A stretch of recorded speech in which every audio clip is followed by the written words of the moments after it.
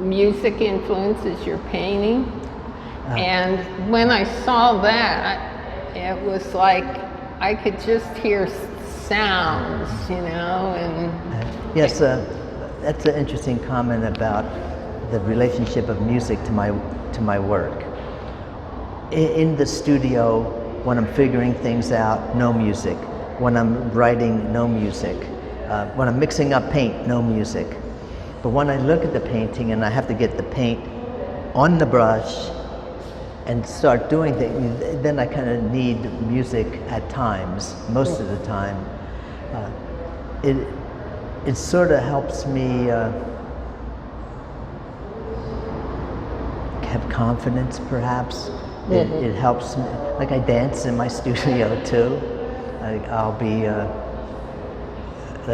going from the palette table to the canvas. I make kind of just, it becomes a performance in a sense. I mean, nobody sees me. I don't publicly perform when I'm making a painting, and it's not really a dance performance, but at times it would be. At the moments it would be. You know, a lot's been written about my documentation of the work, and you know, I have like these index cards that I document a lot of things on, and the music I'm listening to, I will put on right into the index cards. Sometimes I need music from the 50s. Sometimes Jimi Hendrix may work for me. I mean, there have been a lot of years that I did not have music at all. But during that period, my work was more quiet, more kind of poetic, may not be the right word, but quiet and not kind of like breathing. I don't try to have a visual interpretation of the music, and it doesn't matter whether like I have conflicting styles of music on. It helps me kind of feel ready to do something. So the music has a role, but like I said earlier, many years of total silence and all the sound I would need would be peripheral sound. If there were birds in the background making noise, car, somebody, lawnmower, just peripheral sounds. That's music to me as well. Different kind of music, perhaps. A thing I'm really interested in is you document your painting while you do it. It's kind of like a journal, a diary, writing statistics about what I did each day. There's you know, if I have breakfast with somebody or somebody comes by, I also write emotional responses. Like I may say,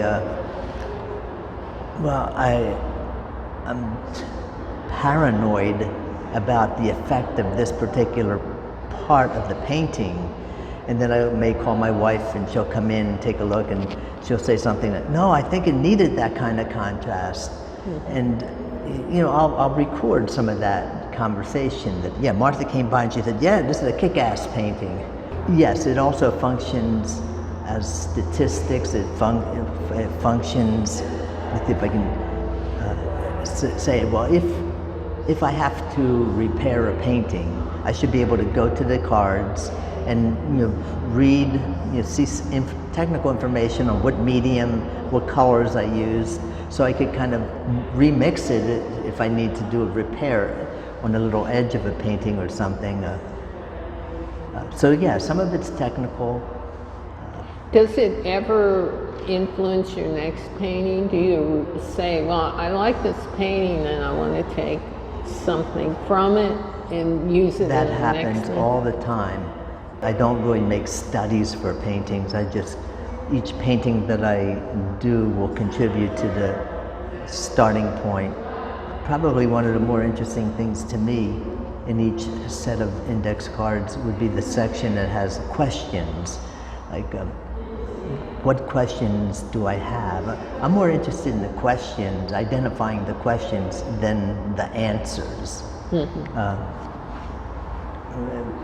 Casey Gregory commented in her writing recently that I mentioned I like the adjacent. You know, if this is the thing and this is adjacent, I like the adjacent. Conceptually, I like the adjacent. Spatially, I like the adjacent, but then I also like the illusion. And you predominantly work with oil paint? Yes. You get a very fluid... For me, the fluidity of the paint has to exist in both the transparent part, which is easy fluid because you kind of have liquid. It's a product, spike oil, that I use instead of turpentine, and that the spike oil is kind of used like water from watercolor. That kind of fluid is easy. You know, you just put it in dripping, you know, drips. That kind of fluid is easy. But for me, for opaque, I tend to stay away from dry brushing. But in the process, some dry brushing happens. But for me, the fluidity of the opaque paint is very important. Paint gets kind of massaged. Sometimes, like this, the title of this show, Sensing the Pulse. That pulse of the painting, there's lots of ways of interpreting the pulse. But on one level, it could be if this is just non-pulse, and then that could be the pulse, that little moment.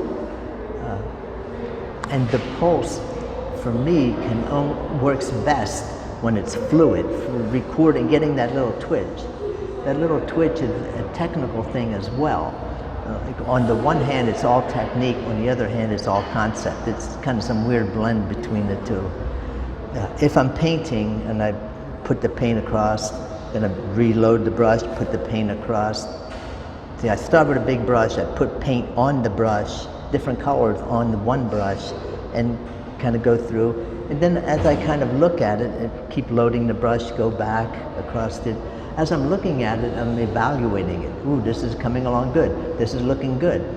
This is all of a sudden now going smooth all the way through. With a little twitch will wake the paint up. And so I get the application that I want. So it's partially technical. There's also kind of, I see visual connections, conceptual connections to the human body. As the paintings build and develop, I feel like some of it is skeletal. Like there may be like a skeletal thing and then a continuation of a skeletal. If things start growing left and right, it kind of starts referencing muscular. So for me, I think the skeletal, the muscular, the circulatory, the nervous system, I think all those sort of come into play, into how I feel about the painting. Yeah, it's possible that too much of one thing could happen, and that's how I kind of deal with it. I just have to, paintings take phenomenally long time to do because I'm repainting, and since I'm not teaching at UNT anymore, I have the time to kind of experience it and be more demanding. Once it feels right, I move on to the adjacent. Another thought I had, as an older artist, how do you stop from having like writer's block? Or all I have to do is to kind of take I call it regrouping time. I mean, if I paint, it'd be awful. I don't paint when I have to regroup. When I regroup, I organize my space. It's kind of like doing the dishes or taking a bath, right? Doesn't it taking a bath help everybody mentally? You come out of the shower, put clothes on, yeah. As opposed to feeling sweaty, feeling greasy.